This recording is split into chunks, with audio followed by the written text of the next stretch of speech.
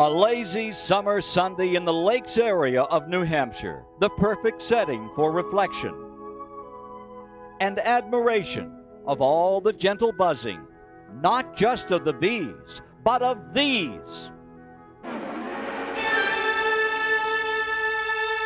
The Pep Boys IRL puts its spin on the New England countryside.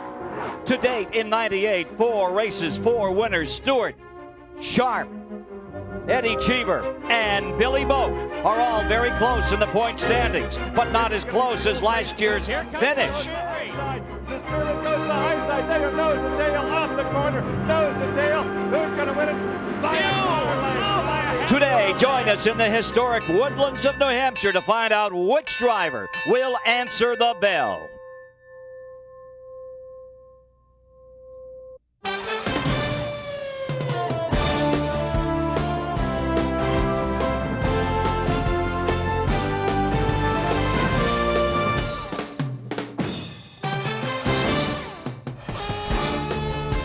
This New England countryside, the site today for the lightning action, the sweet thunder of 26 open wheel, open cockpit, 1,500-pound racing cars and their stars battling for over $1 million. Moments ago, Ralph Shaheen talked to the leader of the pack. Billy Boat got his first Pep Boys Indy Racing League victory just at the last race on the tour at Texas Motor Speedway. Today, Billy, will that momentum carry you from that high bank victory on this flat racetrack here at New Hampshire? Anytime you can be coming off a victory, I think it definitely helps your momentum and helps the whole confidence of the race team. You know, this whole Conseco team is pumped up. We're ready to go. For Billy Boat, his second pole of 1998. To Dick Berggren. A month ago, Eddie Cheever started in the middle of the field at the Indianapolis 500, and he won that one. He starts in the middle of the field today, but this is a whole nother deal. This is a tough racetrack to pass on. How do you get by all these guys and still have the wheels pointing straight at the end, Eddie?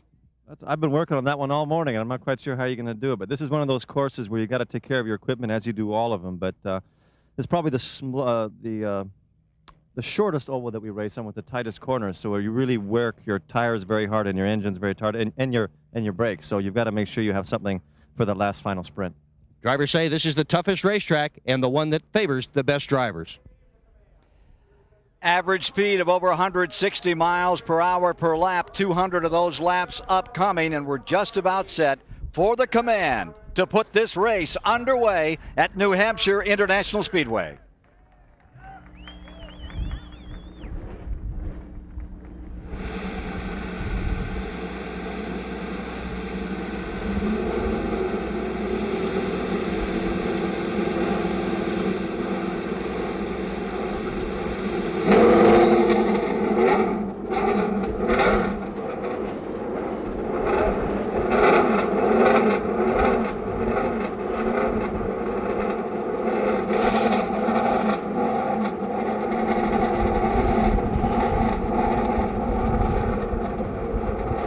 With that command, we're ready to go here at New Hampshire International Speedway. Hello, everyone. Ken Squire with you. And as we look down over this field, everyone talks about 1979 and Daytona's flag-to-flag coverage as being first. Well, that was the first 500, but years before that, CBS was bringing you flag-to-flag coverage of Indianapolis car racing at tracks like Trenton, New Jersey, and Texas World Speedway. Those events are memories in a scrapbook now. But there's a new look to Indianapolis car racing, the IRL. And this weekend here at New Hampshire, we'll be bringing you this event, and 3 weeks hence on the Monster Mile at Dover, Delaware. Such great action. Just no margin here for mistakes or miscalculations or misjudgments at 190 miles per hour down these main straightaways. To call the action for you, the former winner of the Indianapolis 500, Tom Sneva and Mike Joy.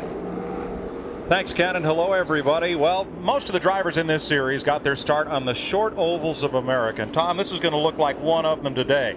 Unlike Charlotte, Atlanta, Texas, Indianapolis, where they run flat out all the way around, this track's really going to be different. Well, there's really two keys to running up front here, Mike, and being competitive. It's handling and how they work the traffic. Now, this is why the drivers like this kind of racetrack. Handling, you don't have to have the most horsepower, but if you can get the car to get around the corner, the guy that can jump back into the throttle the quickest on the exit of each corner is going to go to the front.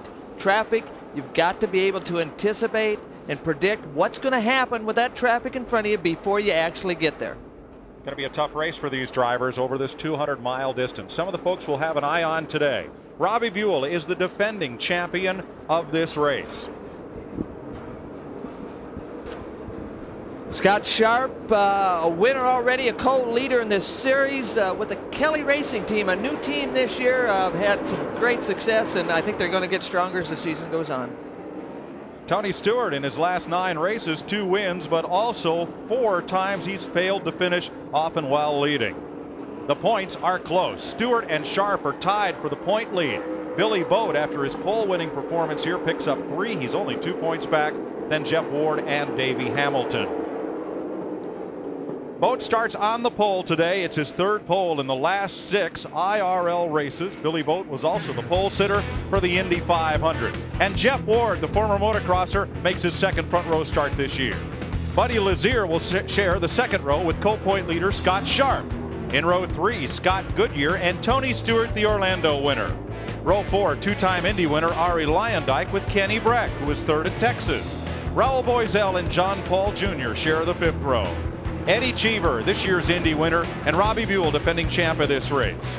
Mark Dismore, who led at Orlando, and Marco Greco, who was on pole here last year. Donnie Beechler and Stefan Gregoire in row number 8. In the 9th row, Eliseo Salazar and Robbie Unser. Row 10, Dr. Jack Miller and Jack Hewitt. J.J. Yaley shares the 11th row with Davey Hamilton. Disappointed in qualifying, as were Buzz Calkins, Sam Schmidt, Brian Tyler, and Stan Waddle spun and crashed in his qualifying effort.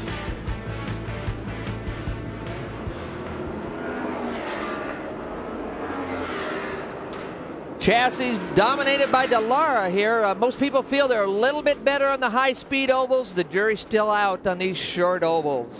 G-Force is 9. The Riley Scott, only 2 of them, but still in a development stage. Engines, the series been dominated by Aurora. The Nissan Infinity guys have been working real hard. They've closed the gap, but they're not quite there yet, most people think. Tires, Goodyear's up front to start this thing today. Firestone won the race last year. Let's see what happens. Green flag.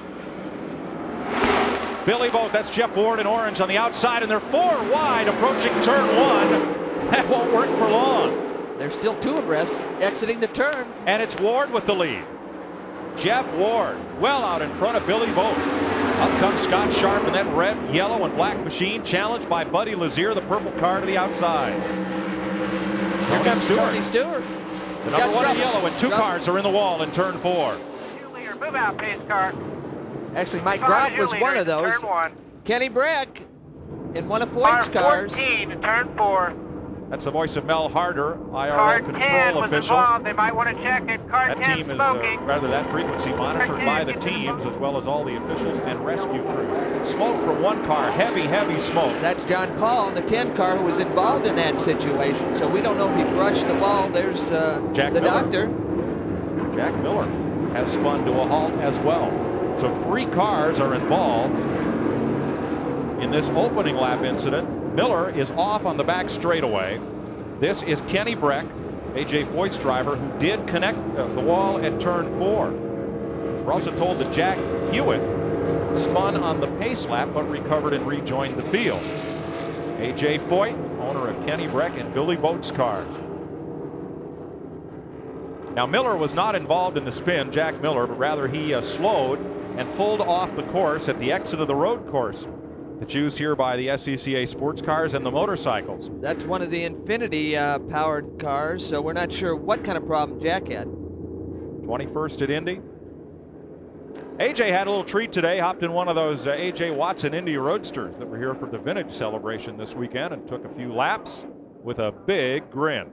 That grin is gone with Kenny Breck's car in the wall, and now it's going to roll down toward pit lane. Not heavily damaged, it appears. It doesn't, but you noticed on the wall right behind the car there was a tire mark, so he did touch the wall, and it looked like it was probably with the left rear, but again, the car is rolling. Looks like he's got a bunch of positive camber on that left front tire. There's the wall mark, obviously. So he's had some contact. And Tom, it looked as if the right rear tire, right there, you could see that right rear tire was way towed in after that contact with the wall. We'll see if they can get him repaired. John Paul is out of the car. John Paul Jr., the former IMSA GT champion, and Kenny Breck's car is pushed into the garage area. So again, these cars, unlike a NASCAR situation, it doesn't take much contact to cause problems with these cars. Dick Berggren. I'm with John Paul. What happened out there? Well, we're just trying to have a good race for Vision Air and Bryant Heating and Air Conditioning. We got a pretty good start, got a run on the outside of Kenny Breck. Running side by side with him like the highway, and he managed to spin out on the coming down for the start of the second lap. Just tagged me and got me into the wall. I would have missed him if he'd have just kept on spinning down the bottom, but he just got up into the wing and hit me on the wheel, and it pushed it over into the wall. And in the drivers' meeting this morning, they concentrated on the start of the race. They said this is exactly what they did not want to see happen. Let's go to the garage and Ralph. Well, I've caught up with Kenny Breck. They've just pushed his car back into the garage area. Kenny, what happened?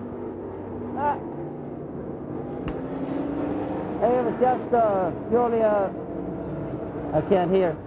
What happened, Kenny? It was a mistake on my part. I spun with cold tires at the start of the race, the second corner or fourth corner, whatever, and just got it sideways and spun it. So a victim of cold tires, a crew going to work on the back end of the car. There is fluid leaking out from where the gearbox is at. They're going to hopefully get this thing fixed and back out. But Tom Sneva, as you know, cold tires can be very tricky for a driver. Well, they really can, and especially here for whatever reasons after the modifieds run. They had some races this morning, and it adversely affects the racetrack. Again, it caught Kenny out. A lot of the teams, there's an option tire that Goodyear has here, a little softer tire on the right side of the car. Most of the teams are using them, but again, it wasn't enough to save Kenny in this situation. So Kenny Breck is in the garage. John Paul Jr. is out of his car. Jeff Ward is the leader at New Hampshire. We'll be right back.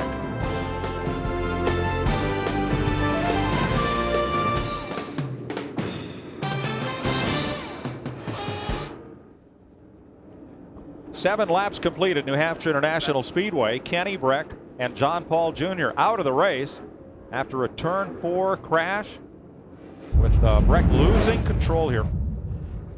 Here's everybody looking at the situation, trying to figure it out. This is all John Paul's team. John Paul on the left. There's AJ. AJ's the one on the left. And teams up and down pit road looking at telemetry on those computer monitors and the scoring monitor to the right side of the screen. The telemetry is unbelievable, what they can tell about the car when it's on the racetrack in real time. Now here's Robbie Buhl's car. There's an interesting switch here, Tom. It's right here. It's a switch there that controls the fuel mixture. It looks like little dots there, but actually those are letters, and the letters today are H, A, F, and G. And I'm thinking, I can't make any heads or tails out of that. And the crew told me, you're not supposed to. If we tell Robbie, go to position G with the fuel mixture, we don't want anybody to know what that means. We change the letters every race. Well, what's interesting, there's 7 or 8 different settings, and it's not only fuel, Mike, it also can control the spark advance in the motor. So they can do a combination of fuel. It's just amazing how they can program these things. It changes the fuel mixture as well as the timing in the engine. You're watching from Robbie Buhl. That's the Johns Manville Menard special. And this is Scott Goodyear, the Pennzoil Panther G-Force. Carrying our Pennzoil can today. Riding through the area where the track workers are making sure is clean of debris. There's Davey Hamilton, Mike. Again, had problems qualifying, qualified towards the back. He actually had a right rear tire that was flat when he went out to qualify. And thusly, Davey's in the back. The whole track is green, so keep that. And you're on board with Scott Sharp, the 1996 winner of this race, native of East Norwalk, Connecticut. So this makes it his home IRL track. And here's J.J. Yaley in the Quaker State Menards, another a Dallara. You hear the noise a little different? That's the Infinity engine. Doesn't look like they're sweeping it All anymore. but 2 of the cars in this race running the old Aurora power plant. This is the Nissan Infinity on board with J.J. Yaley. And Eddie Cheever, the Rachel's Gourmet Potato Chips, Team Cheever Dallara, the Indy 500 champion. Had a short night in Texas. And Sam Schmidt, SCCA spec racer and Formula 2000 graduate, the Best Western Gold Crown Racing Special from LP Racing. In the pits, Stefan Gregoire. Some kind of problem. This is a new car for these guys. They crashed it Texas, and so they leased this car from Greg Beck, actually, and so it's a new car, not much time under their belt for this team with that piece of equipment. And it's a different combination. The car they crashed was a G-Force. This is a Dallara chassis. One of the ways to tell the Dallara is up there, the airbox over the driver's head. On the Dallara, it's a very round opening, that air intake, as compared to the G-Force, which is a little more triangular in shape. Going back to green. 10 laps completed. Jeff Ward, former motocross ace. Billy Boat, the green car, got caught out a little bit there on that restart, a little bit slow to respond. He also did not get a start on the initial start of the race. So Ward is your leader. Scott Sharp is up for second. Here comes Tony Stewart against Billy Boat for third. That bright yellow car is Stewart. And he looks to the bottom of the racetrack and finds room. Good move. That was Tony in the yellow car. Jeff Ward leading the race, followed by Sharp. And Sharp closes right in. Sharp, who drove for A.J. Foyt, and now it's hooked up with Kelly Racing for 1998, new team. And a spin, a car in the wall. Coming off the corner, off turn 4. Jack Hewitt, the oldest rookie in the field, a big sprint car guy, had another opportunity from Indianapolis to come here, and again, into the wall. Doesn't look like hard impact, but you can see the skid marks that led to the trouble. Straight away. Go ahead, move out. 46-year-old Hewitt, feature winner in a modified last Saturday night out in Ohio, and having a short ride of it here in New Hampshire. Well, again, we talked about the thermostatic quality of these tires. It takes a lap or a couple corners to get these things up to temperature, so they get the kind of grip that these drivers are desiring.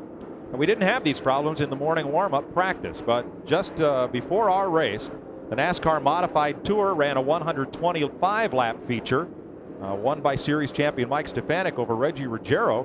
But each time that these Indy cars have gone on the track following the modified, some of the drivers have had difficulty in the first few laps. So apparently there's the rubber used in the modified tires not compatible with the rubber that's being put down on the track by the IndyCar tires. And there's been some concern about that, but again, there's quite a bit of difference from practice to the race. The adrenaline flow for the start of a race for a driver is a lot more serious than it is for a practice situation. Jack Hewitt is out of the car. He's okay. Here's Ken Squire. You're talking about Jack Hewitt as the oldest rookie out here at 46 and oldest member of the squad on the track. The 86 and 87 Silver Crown champion. He is of the old school. He's going to leave from New Hampshire, drive over to Indianapolis Raceway Park. Going to run a sprint car race there Wednesday. Then he's headed for a Silver Crown race on Friday at Terre Haute. Then he's got a midget race coming up on Saturday over in Lawrenceburg, Indiana. That's the old type of racer. No fancy jets, just gets in the car and heads for the next one. And let's see if he's going to get that one back on the track and in here to do a little more racing. Contrast that with some of the younger drivers, Ken, who when they sign a major league contract has a clause forbidding them from barnstorming and running some of the shorter tracks. Let's have a look at what happened to Jack Hewitt here as this race had just gotten back under green a couple of laps ago. Again, you can see him down low. He gets sideways on the exit of the corner. He tries to apply the power, and the horsepower in these motors and the torque and the cold tires just knock that thing loose at the back end. At the top of your screen. Again, top of the screen.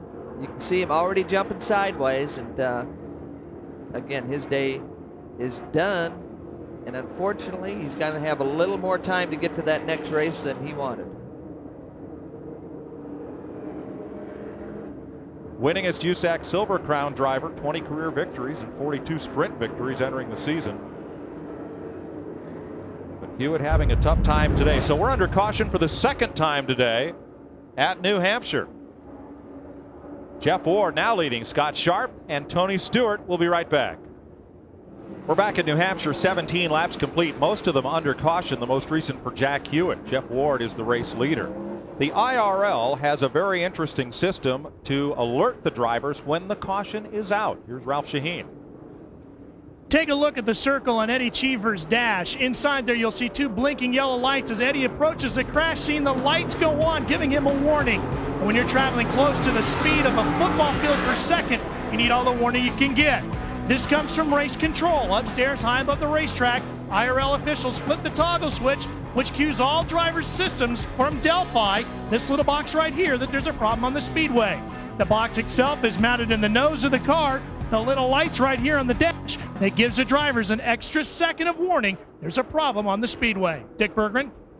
Fuel is becoming an issue as crews are telling their drivers conserve as much as possible. The drivers can turn down the rich lean mixture. They started with 35 gallons in the car, 95 gallons in these tanks on pit road, and the guys who are best at conserving, they may just well have a chance to win this thing on fuel mileage with so many caution flags at the beginning. Thanks, Dick. We're going back to green. Scott Sharp just getting inside Jeff Ward on the restart and makes the pass happen. Scott Sharp to the lead. Babson College graduate from nearby Boston hauls down the back straightaway, and he's opened up 6 car lengths on Jeff Ward. Here comes Scott Goodyear on the inside, the Pennzoil yellow car, getting by Buddy Lazier. Jack Miller down pit road for a speed limit violation as we're back under green here at New Hampshire. Inside Goodyear's car, the Pennzoil car, Scott Goodyear. They'll pass by Miller, who is slow on the track apron and coming up to speed, having served that penalty.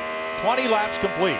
Scott Sharp, the 96 winner, in command. Jeff Ward, Tony Stewart is 3rd. Billy Boat, the pole sitter, is 4th.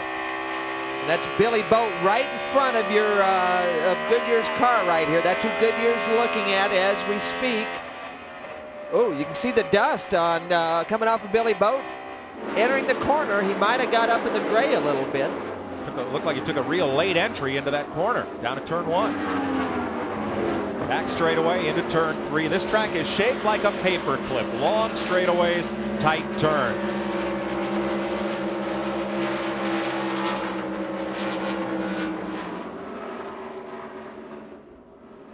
This is the 5th IRL race that Sharp has led. All of them have been 1-mile ovals. Graduate of SCCA's National Championship Series and then the Trans Am. Again, they were like second quick in the practice this morning, but right now it seems like he's pulling away just a little bit from Jeff Ward. Sharp has fastest lap of the race at over 152 miles an hour, and that, of course, will change as the fuel load lightens. His dad was a multi-time SCCA champion, did his racing on the road courses primarily for Datsun in the 60s and 70s. For many years was a car dealer down near their hometown in Wilton, Connecticut. Sold Datsuns, Ferraris, and Volkswagen. We got Buddy Lazier here in the purple car with the yellow numbers, and that's Ari Lyndike going inside, making a good move to get by Buddy. So Lazier drifts back just a little bit in that purple 91. Back to 7th spot with Robbie Buhl.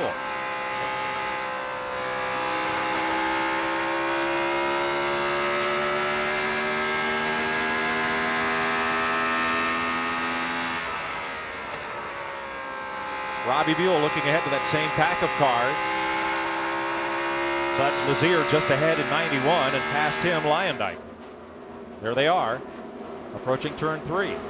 Well, Buddy, the middle car in this pack, seems to be backing up a little bit.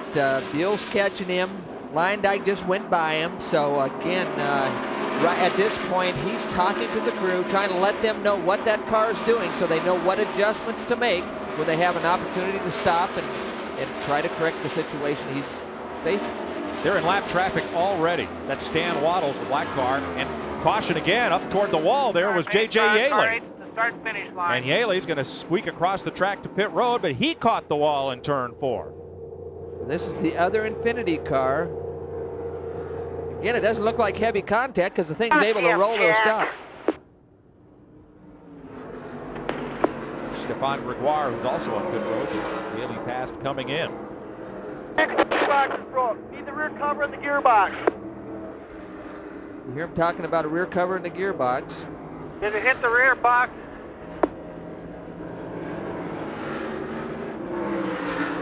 Do we need the rear cover or not? You heard him as he came in. He talked about Jack. I don't know if that's actually his teammate. I'm not sure if he was involved in that situation or not. Do, Joe. Looked like a light hit for J.J. Yaley up there in turn number 4. Graduate of the midget and sprint car ranks. Leaders coming in, Mike. Well, at lap 27. The fuel window would not open till about lap 60. So well, a lot of these guys didn't think they could do it in 2 stops. They were going to need 3 anyway, so the window works. Ralph is there. Mike, they're planning on making a couple of changes to Scott Sharp. They're going to take some stagger and they're going to loosen the wing a little bit, try to tighten him up a little bit. Well, this is a very confident team, Tom, if they think they can come in, surrender the lead, and then work track position back to the front. Well, the changes they made indicated he was feeling a little bit loose also. The back end of the car didn't want to stick. They took some front wing out. You saw him adjust the front wings. They were lowering the front wing to take downforce out of the front to help the back end stick harder. On those wing end plates, you can just about see the turn screws right there on either side of that front wing to adjust the wing angle. And they can make a big difference with small adjustments. Marco Greco. A little bit of smoke out of his car last time by as he works his way around turn number 2. Greco, who started on the pole at Texas, drove to an 8th place finish. Got Dick Simon helping him. Mike, Dick's been around IndyCar racing for a long time, had a lot of success with a lot of young drivers. You can see the smoke coming out of the back of that thing, so he's going to be heading for the pits. Stefan Gregoire rejoins the race, comes out of the pits as Greco comes in. Now, J.J. Yaley's car is still being attended to. Well, obviously, some kind of contact that they've got to make adjustments for. They've got the rear wing off the car, so they've got some kind of gearbox damage in the back. Let's go on board with J.J. Yaley up there in turn 4. Well, that's Jack Miller right in front of him. Jack came down on him, and it must have surprised J.J. a little bit, and the car just turned around sideways. Referred to it as a light hit. It looked like anything but. We're back under green at 30 laps. Jeff Ward back out in front after Scott Sharp made a pit stop under this caution. So Ward leads Tony Stewart and Billy Boat. Scott Goodyear, that's Jeff Ward there, and Tony Stewart. And Scott Goodyear in 3rd with Billy Boat in 4th. Second yellow car. We've got a Goodyear car followed by a Firestone car running the 1-2 lane. And we've got Goodyear in the 3rd place car. Scott Goodyear. Trouble again. Billy It's Boat, the pole sitter. Billy Boat spinning, coming off turn 2. He did not make contact with the wall, but slid down the back straightaway to the infield grass. Well, you heard us talk about on the radio, indicated the car had been loose. I was surprised they didn't make adjustments to that car to try to take the looseness out, especially under that first yellow. But Billy... Pits are closed. We were told that Billy reported A.J. Foyt the car was loose, and that A.J. said, crank the rear bar to full stiff. Rear sway bar adjustment. Well, again, those are onboard adjustments the driver can make to try to correct problems, but sometimes you don't catch it all. The range with the bars aren't quite as much as some of the drivers would like, and you can't catch the problem. And the problem Billy has now is as they push him out of the grass, he has been lapped. He goes 1 lap down. Not a lot of ground clearance on these Pep Boys Indy Racing League cars, so they may roll him out or they may hook him up. And they're going to flat tow him out, it looks like. Like AJ says, I think we set it up for the pavement, not the grass, Billy. Little bar there through the roll hoop that they hooked to. So now, Tony Stewart and Ari Lyondike. Stewart's in, Lyondike. Ari Again, Lyondike, the black car. The window. It looks like a 3-stop strategy for a lot of these front runners. Well, what it also may look like, Tom, is somewhat of NASCAR style. Instead of running a full fuel stop, they're taking advantage of the caution flags to come in and top off and make whatever adjustments are necessary. Well, the key is adjustments. Again, they don't need to run. They could almost do it in 2 stops, so they don't need a big window. They don't have to run a lot of laps on that other segment we're talking about, and that's what some of these guys are taking advantage of. Robbie Unser making a stop. Buzz Calkin. All into this caution period. Curious to know what kind of adjustments they're making to take advantage of what are certainly very difficult track conditions today. Billy Boat's car is going to be flat towed back around to pit road. Apparently it would not refire there on the back straightaway. We'll be right back. We're back under green as you ride with Scott Goodyear at New Hampshire International Speedway. 36 laps complete. From behind his car, looking back at Buddy Lazier. This tight, tough 1 mile oval has taken its toll in the early going. Kenny Breck, John Paul, Jack Hewitt, J.J. Yaley. All either being worked on or behind the wall, so is Stefan Gregoire.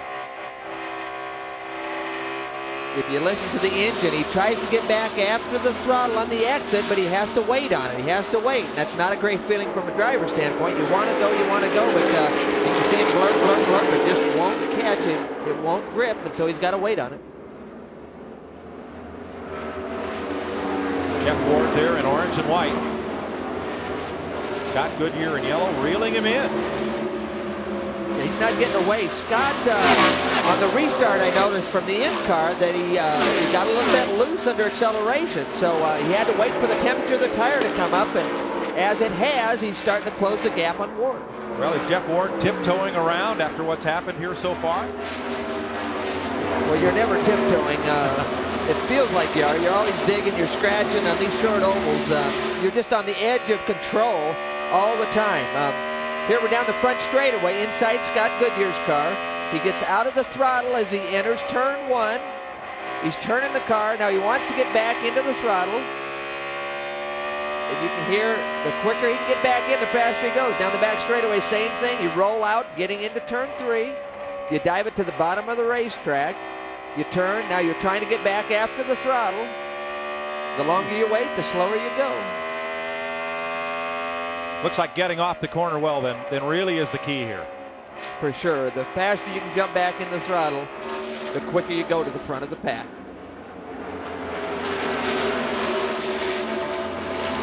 Some of the cars that made pit stops trying to work their way up through quickly. There is Scott Sharp, who made a stop under caution. And that's Davey Hamilton right behind Sharp at this point. Hamilton started way far back. He had a bad qualifying attempt because of a tire problem. Now this is Hamilton looking ahead to Scott Sharp, and he's catching Scott. Well, he is, and it's real interesting. I talked to Davey before the race. A lot of the Goodyear cars are running on their option tire. There's one option tire for each manufacturer, and for Goodyear it was a little softer tire. Davey opted to go to a softer right front, the option right front, to get the front end to stick, but he's actually on the standard right rear. So that's an interesting combination. He might be the only car on the track that has a combination of option and standard on the same car. I may not look at from a wide angle lens, but they're just one car length apart. Hamilton chasing Sharp as you look forward and back from Davey Hamilton.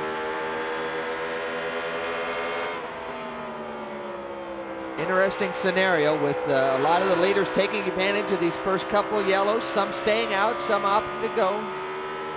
Now it looks like Sharp is running a little higher line in the corner than Hamilton, who's right down against the yellow line. Well, many times the line you run around the racetrack is dictated by how the chassis is handling. If it's oversteering, you run a little higher through the corner because you don't want to pinch it. It feels like if you turn it too hard, the back end's going to jump out.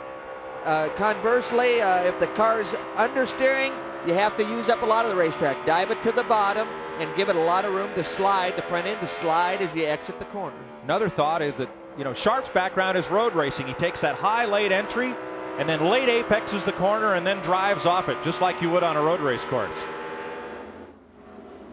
Up front, Jeff Ward. Outside, pole sitter. Here's Ralph. Mike, Davey Hamilton runs a tire sensor, as do most of the IRL teams, and lets them know the air pressure through real-time telemetry back to the pits. Well, in yesterday's qualifying session, that sensor drained all the air out of the right rear tire on his car. He basically ran with 3 good tires and 1 flat tire. Now that he's got 4 good tires, he feels like he's going to be a contender. That 1 bad tire cost him in qualifying. He thought he had a car good enough for the pole. Well, he just made a pass for position right there, and then a lap car. Jack Miller, again, 2 cars in 1 lap, so Davey's going to the front. Davey Hamilton on the move, comes up to 6th place. He started 22nd today. P6, Davey, P6. Good job. Keep it up.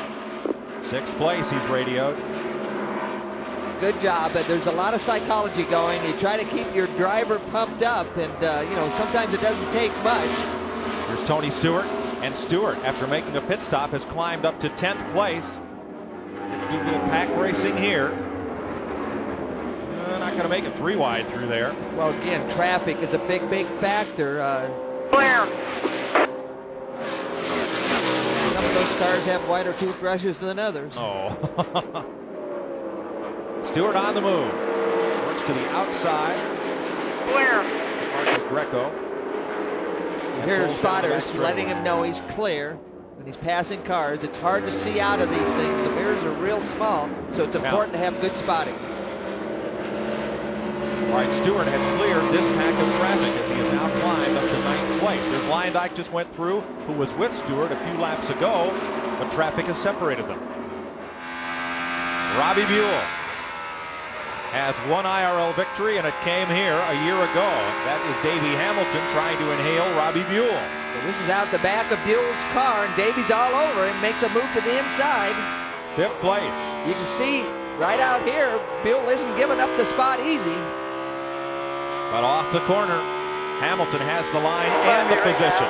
He's up to 5th. Ward is the leader, Scott Goodyear, Buddy Lazier, Eddie Cheever, then Robbie Buhl, and Davey Hamilton and Robbie Buhl. P5, you're the fastest guy out there. Keep it up, man. You heard it from the pits. Fastest car in the racetrack. It's always fun for the driver to hear that. Well, he 153 miles an hour on his last lap. The front 4 cars are running about 150 miles an hour. Well, he might not have the right air pressure qualifying, but he's got the right air pressure in those Reeboks right now. Now here's Davey Hamilton, and he is catching Eddie Cheever at a rapid rate. Last lap for Hamilton, 154.5 miles an hour. This is where the drivers, you have a smile on your face when you get the car working that well, and it's a relative situation compared to the competition, but it's a lot of fun when you can pass race cars on a short mile over. Now they had to work some traffic. Eddie Cheever, 3 cars. Eddie goes to the inside. And they get past Sam Schmidt without incident. Now Hamilton picks up the chase again off turn 2. Well, you can see how he picked up the throttle a lot quicker than Eddie did, and it was able to him to beat him down the straightaway and into the next corner. Uh-oh, we got fires from your leader, Jeff Ward. But he just turned a lap at 153.8 miles an hour. Well, the next one isn't going to be that fast, Mike. You got a fire on board. Car 35 to the pit. Copy, control. Now that's race control, Mel Harder. Again, all the teams monitor that race control frequency. It's a pretty good system. One of the reasons right there. It's a great system safety-wise. Ward might not have felt that, might not have realized he had a problem, but again, with that kind of communication, it can save him from a serious problem. Dick Berggren. Jeff Ward is in. A lot of smoke coming out of the back end of that car. They go right after it with the hose. A lot of smoke in the back of Ward's car. Tremendous smoke down here. He's killed the engine, or the engine has killed itself. One or the other. This was your leader until just moments ago. Tires are changed, but all the attention is here in the engine compartment. They've loaded it up with alcohol. Ward now coming out of the cockpit. Oh dear, this looked like his day. It will not be. Ward out. Engine bonnet off. Trying to figure out what has happened here. Well, there's a lot of stress going on in the back of the car, but you can see how calm these drivers are. He calmly gets out of the car, not in any big rush or panic, and that's the mentality of a race driver right there. There's nowhere else to go. What a shame for Jeff Ward, outside pole sitter, and he's led in 5 of his 8 IRL starts. Jeff Ward led twice today for 46 laps. You can see his head drop, a little disgusted. It's pretty frustrating when you have a car that's that good and you can't finish a race. Scott Goodyear assumes command of this race. Last lap for Goodyear, 149 miles an hour. He's into the lead. Buddy Lazier now second, and Davey Hamilton has climbed to 3rd. Eddie Cheever is 4th. Robbie Buhl is 5th. 6th is Tony Stewart. 7th is Scott Sharp. Raul Boisel is 8th. Eliseo Salazar is 9th, and Donnie Beechler is 10th. Now for 11th, Ari Lyondike on the left of your screen, and Mark Dismore on the right side. Dismore, Scott Sharp's teammate, who came within 5 laps of winning at Orlando. They tried to stretch the fuel mileage. Couldn't. That's Lyondike underneath. slower traffic. So Buzz Calkins. Dismore finding his way around. Mark, you mentioned the teammate obviously he was very quick in the morning practice session, so that whole team had big smiles on their face before this race started.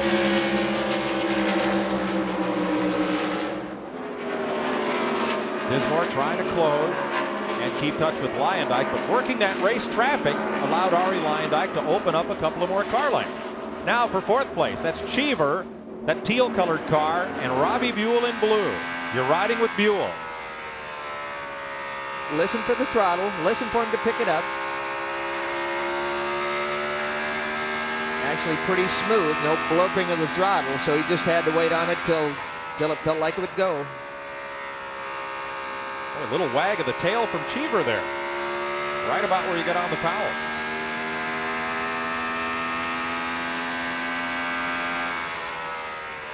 Dick Bergeron is with the man who started up front, now out of the race, Jeff Ward.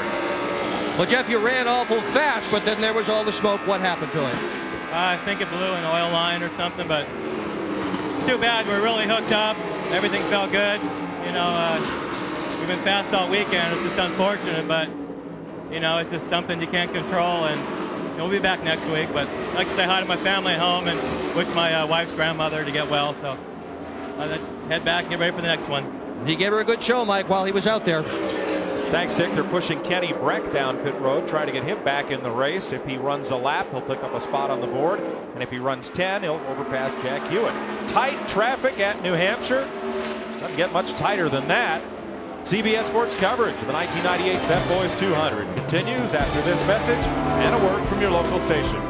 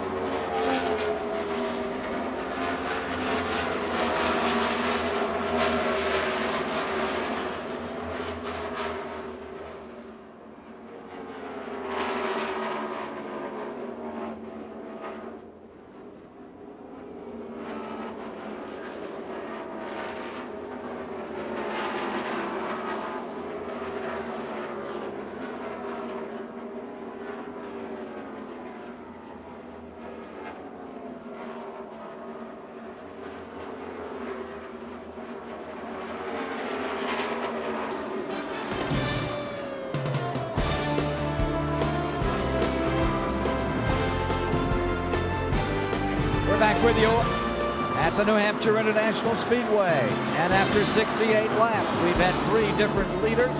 Lead has been swapped 3 times, and cautions, 4 of them for 23 laps, have held the speed way down to 98 miles per hour.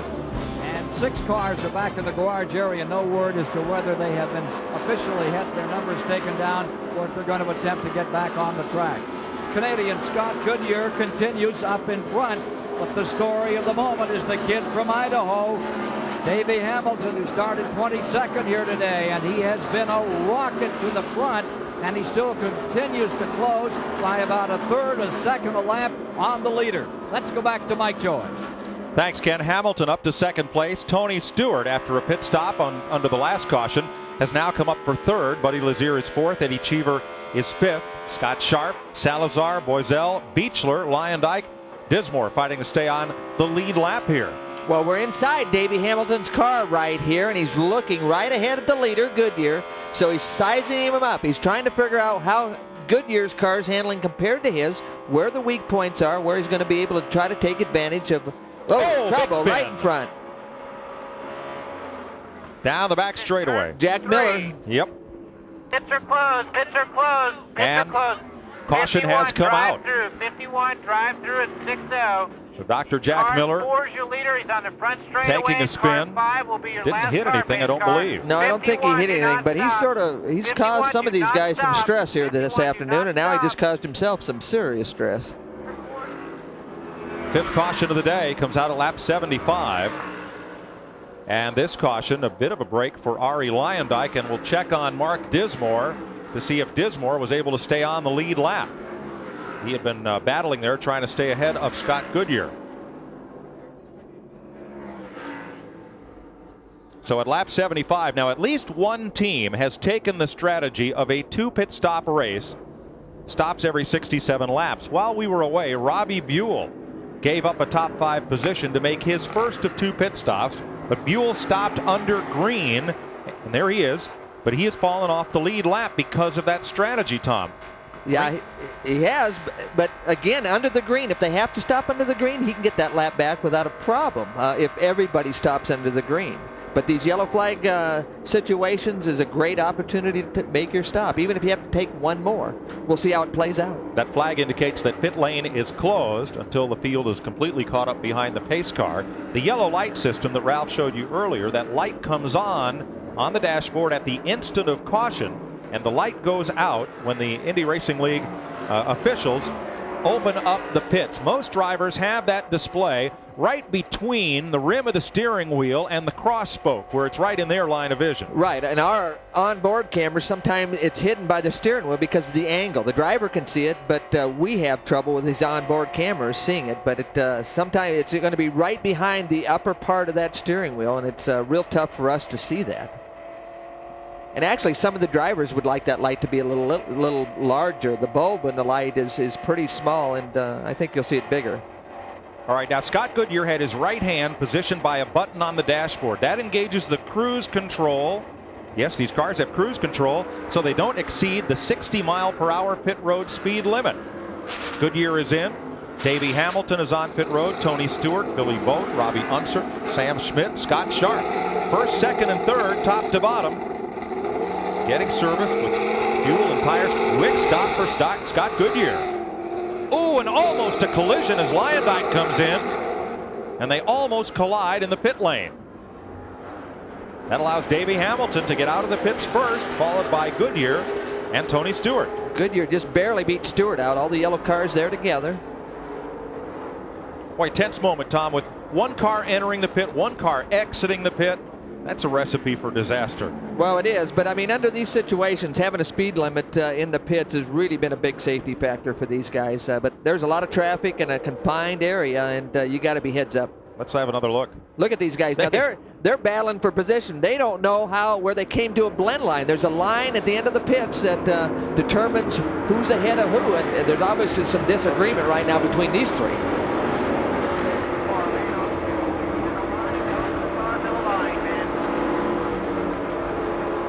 Here's Jack Miller. There's Jack Miller right there. He gets sideways right in front of the leaders in lap traffic. Again, you can see the skid marks. There's probably some other skid marks, but I don't want to illustrate those. Another look at it. Again, Jack Miller in front, right in front of the leaders. He just gets on the throttle in the exit of the corner a little bit too hard. The chassis didn't want to accept it. He's locked it up. No real big damage. And from Davey Hamilton. Look, 2 cars ahead. 2 or 3 cars up. Jack just exiting the corner, tried to get after the throttle a little bit too quick, and again, the back end jumps out. Look at these three. These three haven't figured it out yet where they want to be. Now, well, they know where they want to be. I mean, Hamilton's the leader. The question is who got out of the pit second? And there's an IRL official stationed at the end of pit road to make that call. Well, this is the big advantage of race control. Race control can come onto these radios now and indicate which one of these guys are in which position, and I'm surprised they haven't done that yet. Dick Berggren? There's a lot going on in Scott Goodyear's pit. He just came in. He made it all the way to lap 77 on the first tank of fuel. So he too may be on that 2 pit stop deal. The car is running absolutely perfectly in terms of its chassis. The transmission, not so perfect. He has to hold it in high gear to keep it in 5th gear. However, this morning they decided that they were going to have 3 separate high gear ratios, all very close, one to another. When he's in 5th gear, he's got to hold it there. The other 2 stay in just fine. So we'll see how all that works out as the day winds down. Now let's show you what happened on pit road. Close call. The black and white car is Arie Luyendyk coming into his pit. Well, here's Goodyear leaving, accelerating pass, and Luyendyk coming in, the black and white. He slows down abruptly. Oh, he slows down for Hamilton leaving the pits to try to find. He almost overshot his pit. Had to slow down abruptly, and a close call. Luyendyk was only 1.1 seconds from going a lap down to the race leader at the time of the caution flag. It was a big benefit to Arie Luyendyk. Here's Ralph. Mike checked with team manager Jamie Gallis for Davey Hamilton. Everything is great with this car right now. They just changed 4 tires and filled them up with fuel, made no chassis adjustments to the car. They think they got a really strong race car here today, as long as they can keep all 4 tires full of air. Hamilton, Goodyear, Stewart. The top 3. Scott Sharp moves up to 4th place this round of pit stops. Scott Sharp's crew caught over 100 fish on Lake Winnipesaukee this week. So from Northern Pike to Smallmouth Bass, Kevin Blanche, his crewmen. Goodyear. All right, Scott Goodyear's crew is a ranked national bass fisherman. They really took it out on Lake Winnipesaukee. We just heard on Goodyear's radio that they might have a pit violation. This is going to be interesting. Goodyear might have to come back in for a stop-and-go situation. Let's see what happens. Well, if that happens, would he serve that, Tom, after the green flag comes out? That's the bad news. You have to. Yeah. You have to. Here's today's Aflac trivia question. Which driver led the fewest laps and won an IRL race? Think about that one for a moment as we get set to restart the Pep Boys 200 here at New Hampshire International Speedway. Green flag, green flag. Back under green at lap 81 of 200. They fan out 3 wide across the front straightaway again. Well, that's Kenny Brick on the white and orange car on the inside, going very slow in the restart. So I don't know what kind of problem Kenny's been having. I mean, his day started out bad. It's not getting any better. But Brick trying to pull up in the point standings by putting enough laps on the board. Goodyear behind Stefan Gregoire. And there will be drive-through penalties for car 6, Davey Hamilton, and 51, Eddie Cheever. That is the least severe of the 3 black flag penalties at the IRL officials' disposal. You have to come down pit road at 60 miles an hour and drive through. You do not have to stop. But when you're going 60, everybody else is averaging 150 miles an hour. Yeah, on a mile oval, that's a lot of time and space. That's unfortunate. Davey's had such a good run. That's Davey Hamilton there, pulling down to take care of that penalty situation. Cheever's still out. He's getting the black flag. You saw it at the start-finish line, but Cheever hasn't acknowledged the situation yet. Davey Hamilton cruising through. When you get out at there, 60 stand miles on an it. The hour. leaders are coming. They're about turn 3 right now. Let's go, go, go. Now Hamilton's got to work to stay on the lead lap instead of contending for the lead. Well, he's also got to worry about cold tires. They cool down as you come through the pit, so the team wants him to stand on it, but the driver's got to use his head. Eddie Cheever now cruising through the pits, serving his penalty. The drive-by is the least severe of the penalties. They can stop and go the driver, stop and go penalty, or stop and a timed hold penalty. Yeah, well, I guarantee you those 2 drivers think that those penalties are pretty severe. Was that Scott Goodyear saying no fifth gear? Well, I'm not sure which one it was, but somebody says they don't have fifth gear. But fortunately, they got 2 or 3 top gears to choose from. But sometimes, if one gear goes, it can be hard on the other stuff on the gearbox. For more on Scott Goodyear, here's Ralph. Well, let's check in with his crew down here and find out what the situation is. It looks like, is he out of gear? No, we're all right. We're all right. We just went to 6th gear. We're okay. And he missed 5th gear now. Is 5th gear gone? Yeah, 5th gear's gone, so we're just doing the best we can from 4th into 6th. Okay, he's got 4th and 6th gear, gentlemen, but no 5th gear. Remember, as Dick Berggren pointed out, all these teams are running with 3 high gears, and they do gear them up close to each other so that they have an opportunity to choose. They want that car to hit the rev limiter just as they go down into turn number 1. And you heard crew chief Kevin Blanche saying they have no 5th gear. That means he has the highest of the upper gears in 6th and the lowest in 4th.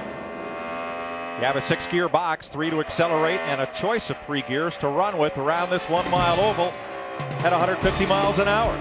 We'll be right back.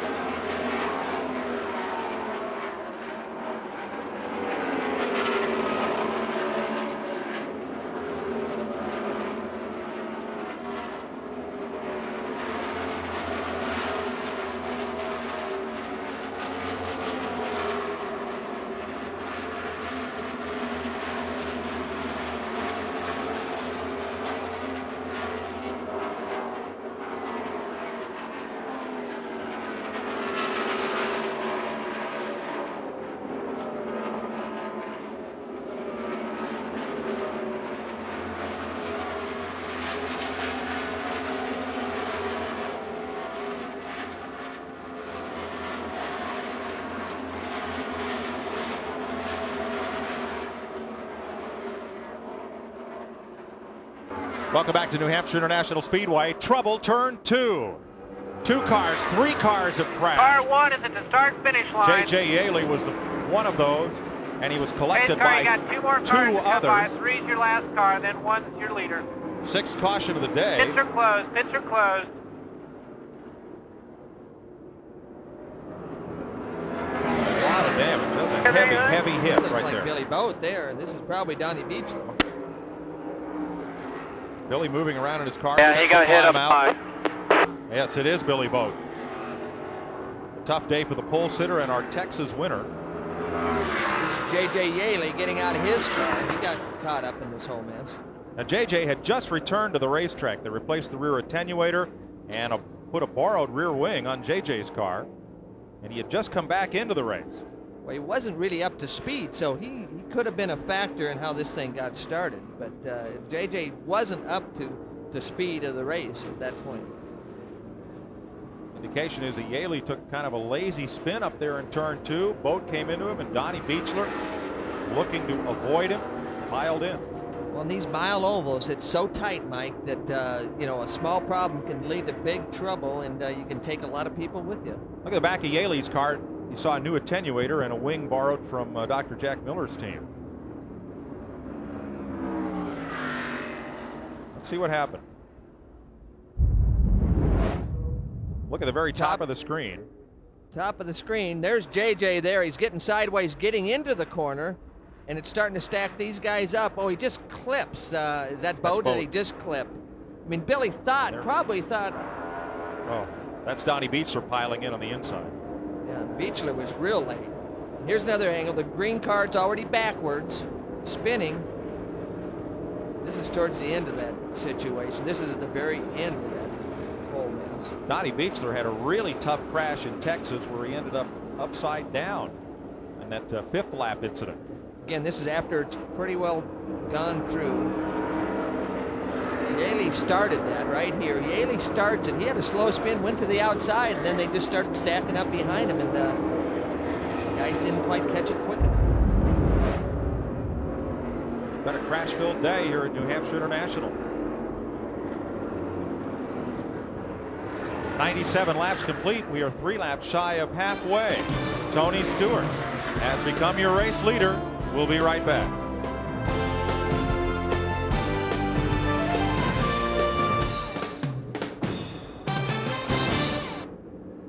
Taking a look at your race summary here as you get down toward midway with 5 different leaders thus far, and the lead changes amounting to 6. Average speed only 100 miles an hour, way off the track record.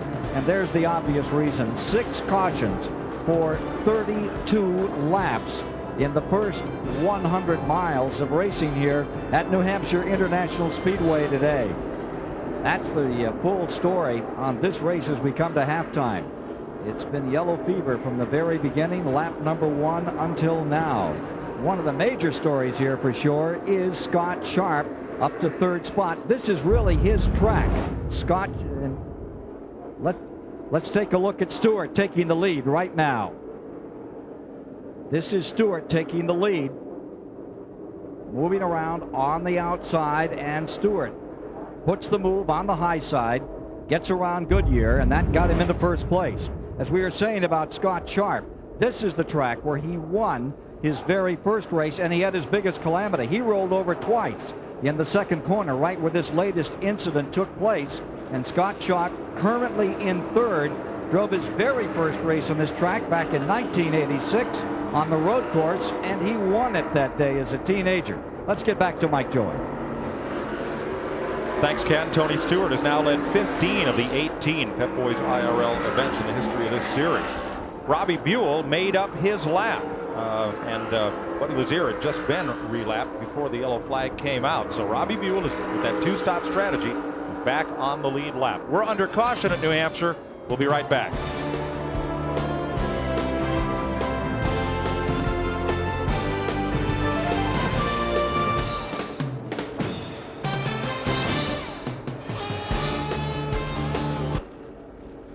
We're working the 6th caution of the day. Multiple incidents today. Tony Stewart is the leader. Right now, Scott Goodyear had just lost the lead to Stewart before the caution came out. Scott Sharp is 3rd. Ari Lyondike 4th. Eliseo Salazar is 5th. Davey Hamilton in 6th. Robbie Buhl is 7th. He is also on the lead lap. Now, here is Billy Boat, the pole sitter, who is being taken to the infield care center. This is a mandatory trip after any kind of incident like this in the Pep Boys Indy Racing League. There's A.J. Foyt, the car owner. His wife Andrea is also there. We'll get a report as soon as it's available on the pole sitter, Billy Boat. His car being hooked up, as were those of J.J. Yaley, Donnie Beechler, and Raul Boisel was also involved in that incident. Here's Robbie Buhl coming to pit road. Now, apparently, Tom, they've abandoned their 2-stop strategy. Well, they had to. With this many yellows, you know, you got to take advantage of this situation and maybe make some adjustments to the car. We'll see. I don't see anybody in the front wing, so they didn't change much. They could have changed air pressure. These cars are very sensitive, like most race cars, to air pressure, so you can make a major adjustment to the handling of the car just by changing the air pressure in the tires. Our Aflac trivia question: who was the driver who led the fewest laps and won a Pep Boys Indy Racing League event? Would you like a clue? I'd like a clue. Look at the bottom of your screen, and whose car are we in? There's a clue. Robbie Buhl. Did it here. Actually, right here, last year. Yep, led only 3 laps after Eddie Cheever's engine expired, and Robbie Buhl drove to victory here at New Hampshire. Held off Stéphane Grégoire.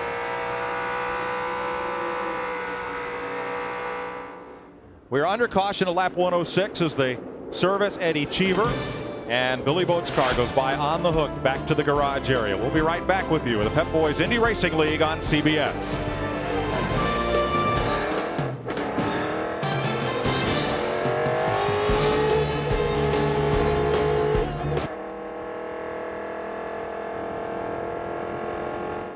Pace car is in. We're set for a restart. Tony Stewart leads them down to the green flag. We're just past halfway.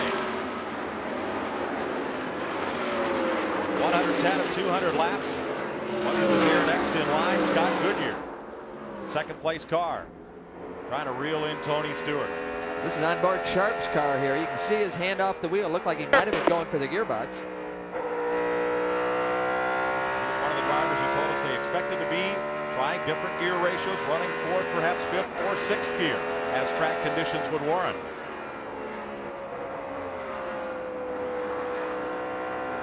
Still runs that late apex line. He's been consistent all race. Yeah, he has. The car, I think, has been good for him. He's been towards the front all day. Pit stops have caught him out just a little bit, but doing a great job. He's right there. His teammate, Mark Dismore.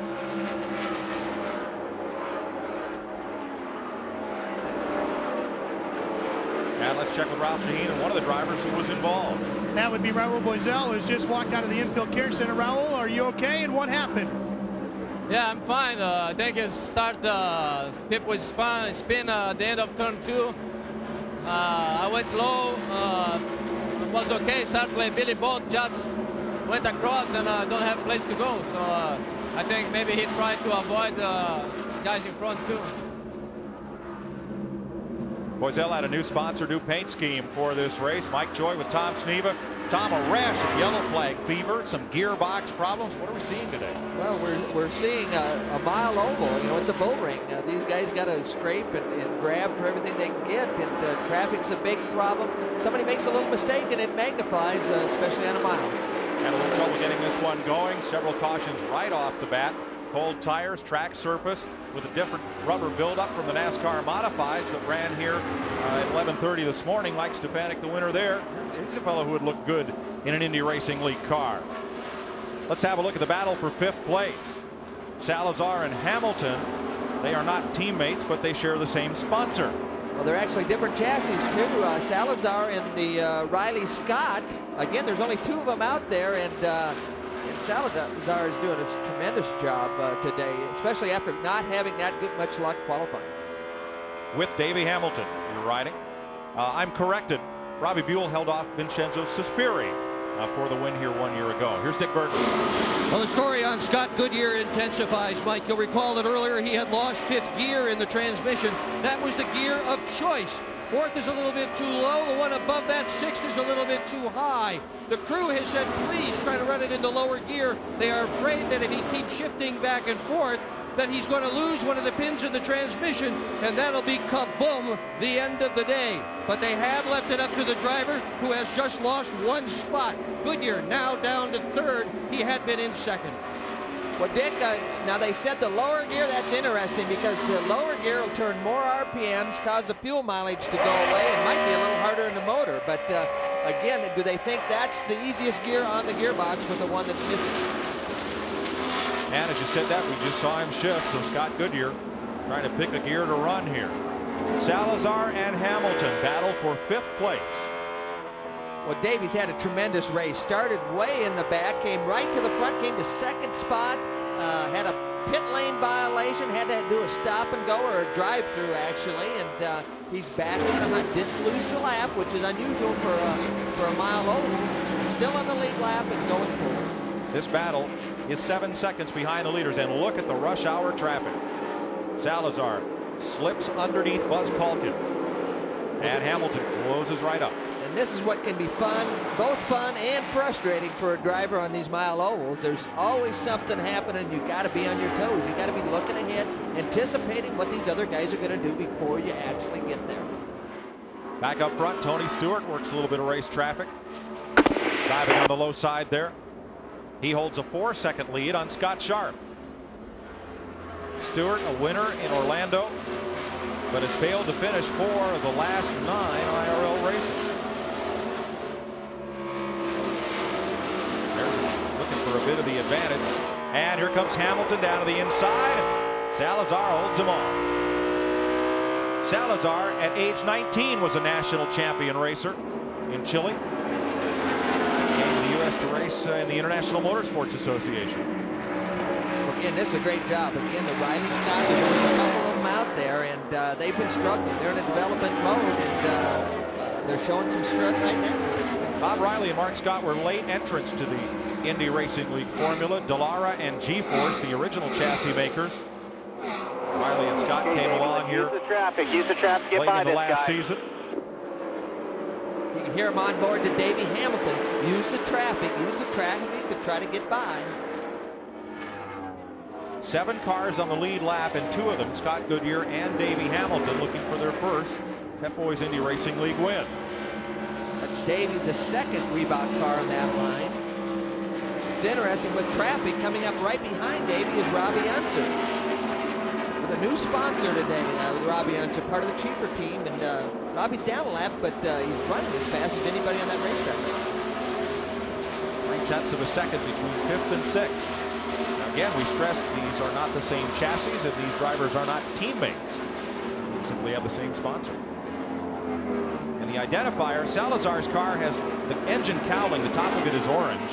And that's the easiest spotting difference between the two aside from the driver's helmet. There you see Hamilton's is blue.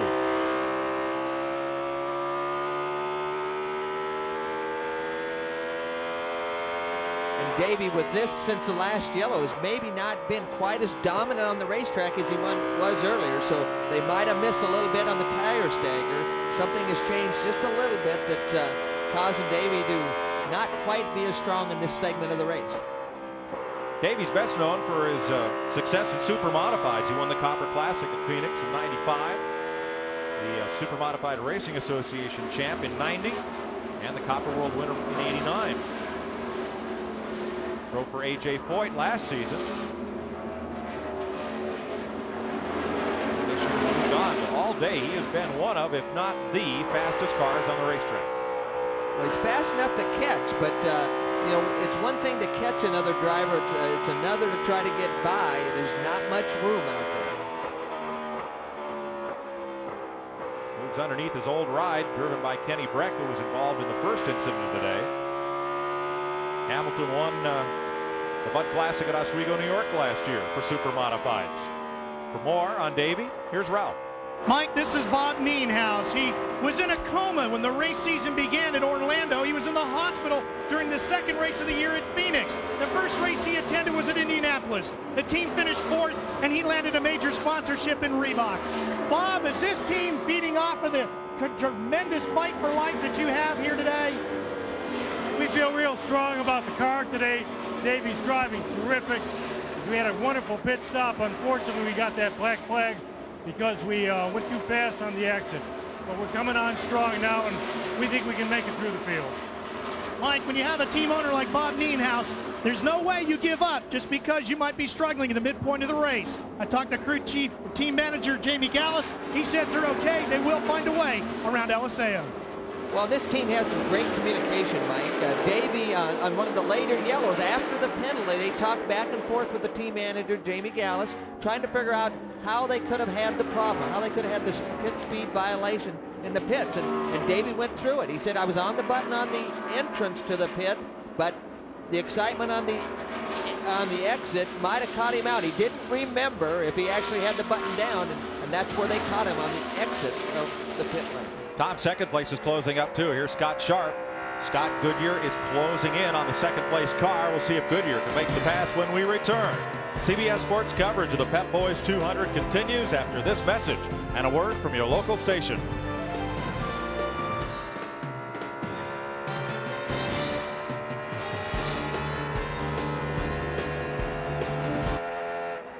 "137 laps complete." Here is Tony Stewart, your race leader. Scott Sharp, Scott Goodyear running second and third. Now Scott Sharp is 8 seconds back, and Scott Goodyear is on the right side of your screen. He's on the trail of Scott Sharp as he was when we went to break. Well, you heard from Tony Stewart's car. He said, I need a little help with Greco. Greco's running right in front of the leader, and he's saying, I need some help to get by. Greco's actually running almost as quick as the leader right now. With Scott Goodyear chasing Scott Sharp. And Robbie Buhl in danger of going a lap down. You can see Goodyear fighting that wheel on the exit. You know, he's trying to hustle the car pretty good, and he's just right on the very edge of control, and he's having to really be gentle with that steering wheel. For more on race leader Tony Stewart, Dick Berggren. Well, Tony Stewart's crew knows exactly what's going on inside that race car. One of the crew members is sitting here behind a black screen, and in front of that black screen is a computer screen, and that computer screen has everything on it from the water temperature to RPM to how much brake Stewart is using to whether or not, in fact, he is on the throttle all the way. It's an amazing amount of information. They know more about what's going on in the car by looking at this screen than most people would know what's going on with an engine on a dynamometer. The thing that we don't know is what the heartbeat is of Tony Stewart right now. That'd be a good one to have telemetry on. There's Robbie Buhl, and Buhl is about to be overlapped by Tony Stewart to the inside, and Buhl goes a lap down. Sorry the 1997 winner being lapped by his teammate. Just follow him. You heard Robbie say sorry about that. He felt like he might have held Tony up just a little bit. He's apologizing to the rest of the team. And Stewart trying to streak away. Battle for fourth place. Lyondike to the outside. Davey Hamilton inside. And Hamilton's going to get that spot. Out of turn 4. Good job, Davey. Good job. You're the fastest guy out there. Way to go. We heard that before? Yeah, that's, and Davey's glad he's hearing it, but that's fun. It took him a while to get around Salazar, but again, Jamie Gallus indicating his driver is one of the quickest cars on the racetrack. Tim Palmer is Davey's spotter. And you may also hear Jamie Gallus on the radio. They lap past Jack Miller.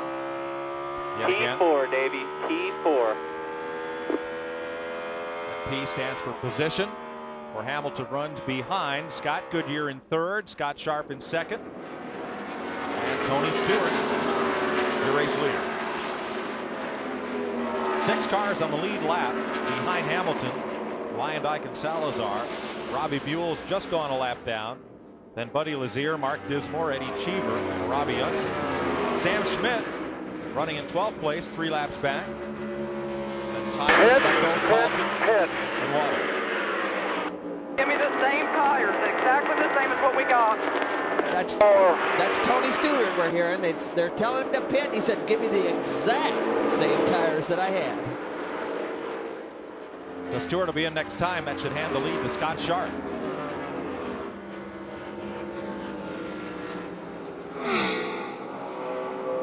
Watch your speed limit. Get it on the marks. Clear pit, clear pit.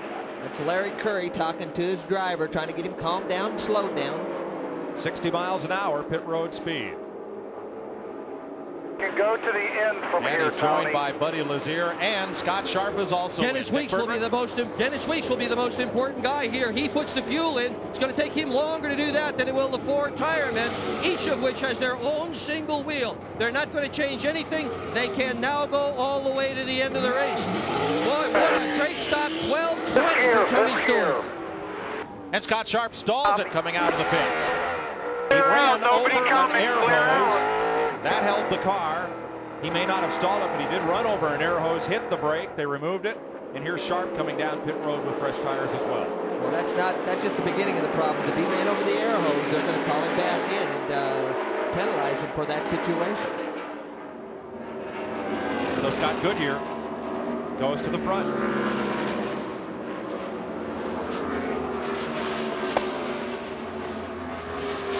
Goodyear now with 7 seconds on Davey Hamilton.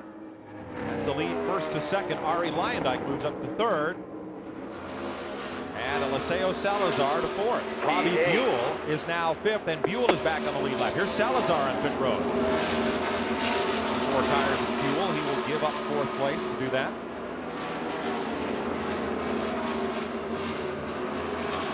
With only a single lug nut, the tires are long done by the time fueling is finished.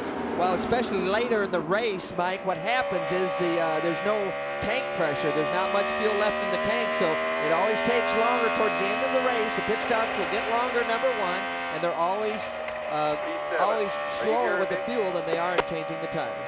Yeah, I'm hearing you. You'll get 3 weeks from today, CBS Sports presents live flag-to-flag coverage of the Pep Boys Indy Racing League. It's the Pep Boys 400K from Dover, Delaware, Sunday, July 19th. Here's Larry Lyondike on pit road.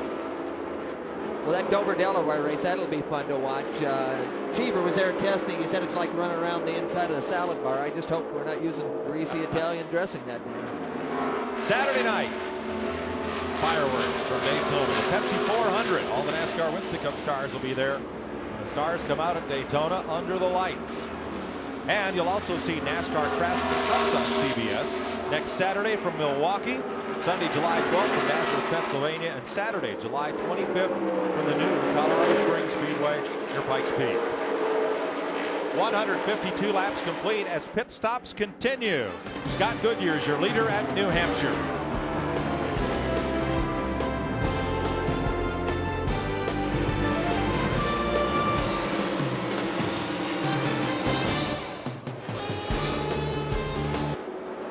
So in the 5th of 11 races for the IRL this season, down to the last quarter of this one, we've had 5 leaders today, 7 lead changes. Average speed is up a little, but there have been so many cautions, 6 for 44 laps. That average speed is way down, just barely 100 miles an hour plus. On the speedway at the present time, Goodyear is in front, Robbie Buhl is in second. It is Stewart going to third. And Sharp, heavy pitted, falls to fifth. Hamilton back there in 6th position at the present moment. So we're just about set for the finish on this one. Can Sharp do it again? It's been his track before. We're going to find out very shortly. Mike? Kenny's really hammering it. Scott Sharp just went into turn 3 abreast, passing lapped cars. But he's got his work cut out for him. Robbie Buhl last made a pit stop at lap 105. Buhl has just taken over the lead because Scott Goodyear has made his final stop of the day. Eddie Cheever has yet to stop as well. He was last in at lap 77. So Robbie Buhl, who spent Friday at Children's Hospital in Boston visiting with ill kids, as he does at every IRL event, takes a day out from his schedule to go and brighten up the days of a bunch of ill children. Well, Robbie's done that for a lot of years, and it's a great program, and I'm sure those kids get a big thrill out of seeing Robbie and some of the race car stuff that he brings. Tony Stewart is the 2nd place car, Buell's teammate from Team Menard. 40 laps to go. Eddie Cheever is 3rd, but has to pit. Scott Goodyear comes out of the pits in 4th place. Scott Sharp, the 96 winner here, is 5th, and Davey Hamilton is 6th. 17 seconds off the lead. But from 2nd on back, these cars are all knotted within a 9-second spread. Again, we're hearing on the radio, spotters trying to help Tony through traffic, trying to indicate where it is, how to get by it. And here's Eddie Cheever, who has yet to make his final stop, we're told. He is 11 seconds off the lead and 4 seconds back of Tony Stewart, the 2nd place car. Now Davey Hamilton is the last car on the lead lap. We saw a little signal by Eddie before we switched. And there's Hamilton. He's run as high as 3rd today. And here's Ralph with more. Well, let's start off with Davey Hamilton. They've made no changes on that car. Team mechanic is very happy. Jamie Gallus is thrilled with Davey Hamilton's car. Let's check in with Dick Bergeron with a pit stop. The leader comes down pit road. Robbie Buhl has won 1 time in 14 IRL tries. That was last year here at New Hampshire. The combination of tires he is about to get will determine whether he is fast enough to win it again this year. They've got all the tires on. It's the fuel that takes the longest. They've got a full load of fuel. Chief mechanic John O'Gara says go at 13.06. They took a half a round out of the front wing. Well, that stop. Good stop, guys. Good stop. Good job, Robbie. You hear the team manager talking about good stop, good exit. Again, that stop didn't have to be long. He pitted later. They didn't have to take a full tank of fuel, so it was a little bit shorter, a little bit quicker to get in and out of the pits. Half a turn out of the front wing, Tom. What'll that do for him? Well, that's an adjustment. It's a balance. He might have been a little bit loose. They're reducing the downforce in the front of the car, so he was probably just a tad bit loose, and they're just trying to get the balance a little bit quick. All right, that makes this the battle for 4th place. Hamilton looking ahead to Scott Sharp. Here's Ralph. Mike, the story on Scott Sharp is they loosened him up. He was so anxious to get back out onto the racetrack, he actually pulled the fuel line out of the car and away from the rigging. The team has to fix their fuel rig. Hard to keep a driver down when he wants to go. Eddie Cheever is making a stop. Now Cheever will surrender third place with his final stop of the day. Eddie gets a little graphic on the radio sometimes. Is he out of fuel? The car sounded like it wasn't running, Dick. It was not. The engine was cold when he came in, Mike. Eddie Cheever sitting on pit road. They don't have a starter motor in the back just yet. Yeah, they're getting ready now to try and fire her up. Cheever. No, it's running. It's not running. It is not running. They've got the pit stop finished, and they missed it. It wasn't running. They got her going again. Long stop for Eddie Cheever with a silent engine. 19.7 seconds for Cheever as he comes back on track and gives up third place. Tony Stewart's our leader. Scott Goodyear is second. Scott Sharp is third. Davey Hamilton fourth. We should have had the final round of pit stops. We'll be right back.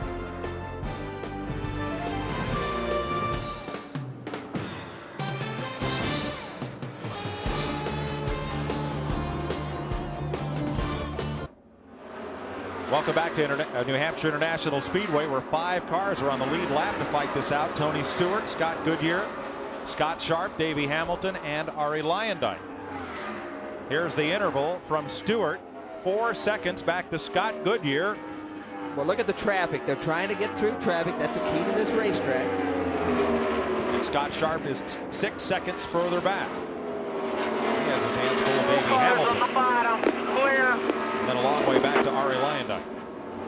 Here is Scott Sharp.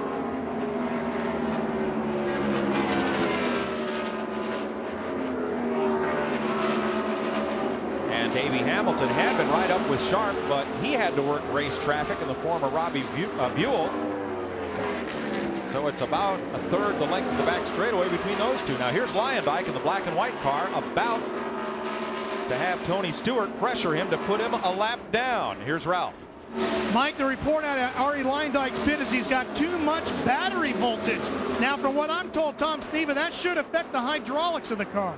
Well, I don't know about that. I don't know if you get too much. Usually the problem is you don't get enough, and I'm surprised you have too much and how that can adversely affect the car, but it's a possibility. Luyendyk is looking for his first top 10 finish since the season opener at Orlando when he finished 8th. Two-time Indy 500 winner. And Stewart to put the pressure on. A caution flag now would require Stewart to slow, and Luyendyk could come all the way around to get a free pass. But if Stewart goes on by, then Luyendyk is pinned 1 lap down, and you see him get the passing flag. That blue flag with the yellow stripe is a move over flag. Well, actually, it's a friendly reminder that there's faster traffic coming up.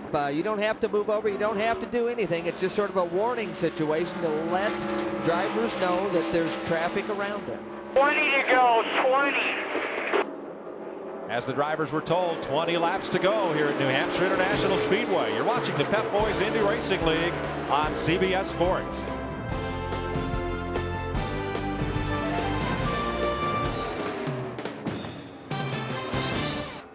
In on the finish, just 14 laps to go here at New Hampshire International Speedway. Look at Scott Goodyear work the wheel. He is just 1.3 seconds behind leader Tony Stewart. He's closed that gap, Mike. He's brought it up from about 3 seconds. So Goodyear could make a run at Stewart before this race is over. Down to 13 laps to go. 1 lap car separating first from second place. The second car ahead of Scott Goodyear. Upper left of your screen is the race leader. Here's the interval for you. It's now 1.7 seconds. Scott Goodyear in second. Scott Sharp is third. He and Davey Hamilton battling. Then Arie Luyendyk, Salazar, Lazier, and Buhl. Here's Scott Sharp, and there's Davey Hamilton. Davey's been third. Davey's been closing the gap. Third place battle. Billy Boat checked over at the infield care center. He has been taken to Concord, New Hampshire Hospital for observation after that 4-car pileup coming out of turn number 2.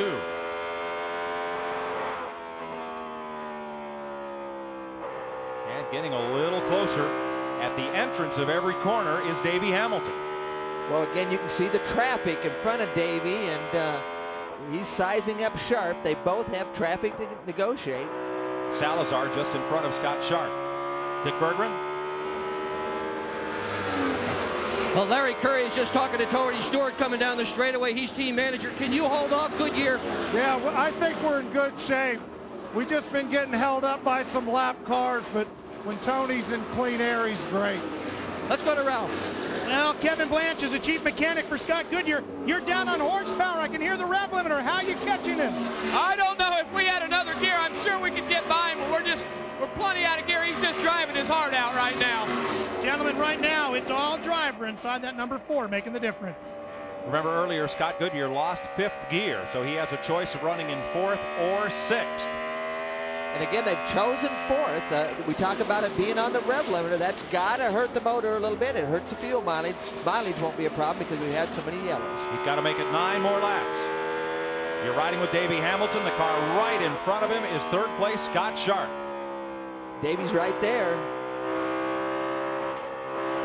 What's great about this series, Mike, is they've closed the gap. Some guys, maybe have trouble in the pits or whatever, but a lot of these cars run about the same speed, so it's really tough to get by people. Oh, look what happens there to Hamilton. He comes up on Jack Miller entering the corner, and Sharp is able to slip away by timing the traffic just a little bit better. Well, and that's the key. A lot of times you don't have any choice. You're going to catch the traffic at the wrong spot on the racetrack, and that can really hurt you.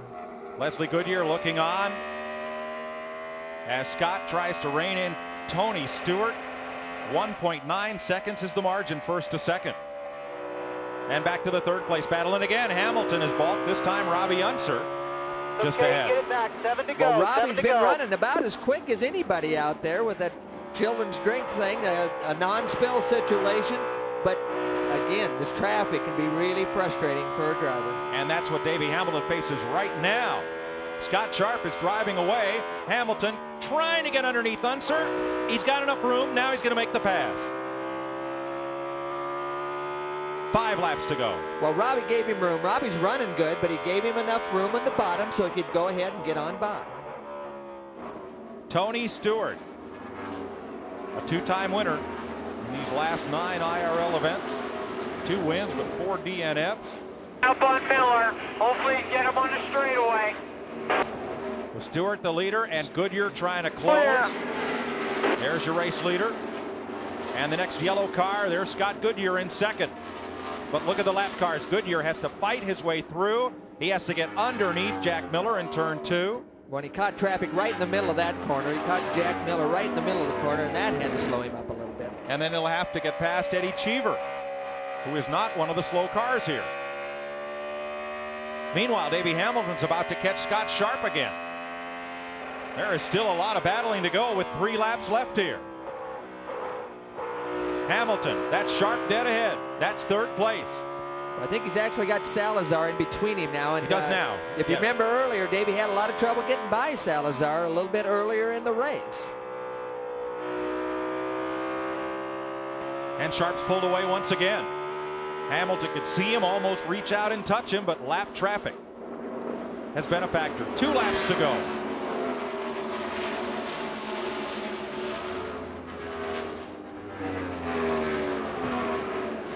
Tony Stewart, Larry Curry, team manager. Team Menard, they've had a lot of success. White flag, buddy. But also a lot of races they failed to finish. He's on his last lap. Now they're buddies. You know, it's amazing when you run up front, they always are buddies. Yeah. Up on Calkin. Stewart sweeps to the inside.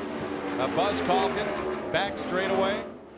One more car perhaps to pass before the start-finish line. Scott Goodyear has done everything to track him down, but he's run out of laps. Tony Stewart Good job, buddy. Good wins job. the Pep Boys 200. That's your bad self. 3rd Pep Boys Indy Racing League victory for Stewart. And you the man I'm going to see you. He now leads the IRL standings by 17 points. See, Tony's pretty excited about this victory. Winner at Orlando, winner last year, Colorado. Picks up his 3rd series victory. Scott Goodyear comes home 2nd. Scott Sharp holds off Davey Hamilton for 3rd. Spot, buddy. Excellent job. Ari Lyondike is 5th. Where do we go? Eliseo Salazar is 6th. Buddy Lazier is 7th. Mark Dismore, Eddie Cheever, and Robbie Buhl, the top 10. I've been there before.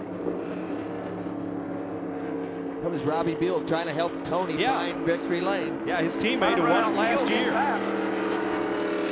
Telling him how to get to victory lane. A national karting champion at age 12. Stewart made a quick jump to USAC 3/4 midgets. On up to USAC Silver Crown, Sprint, and Midget divisions in 1995. Became the first driver ever to win all 3 of those championships in a single season. This year, he divides his time between the Pep Boys Indy Racing League and the NASCAR Busch Grand National Division.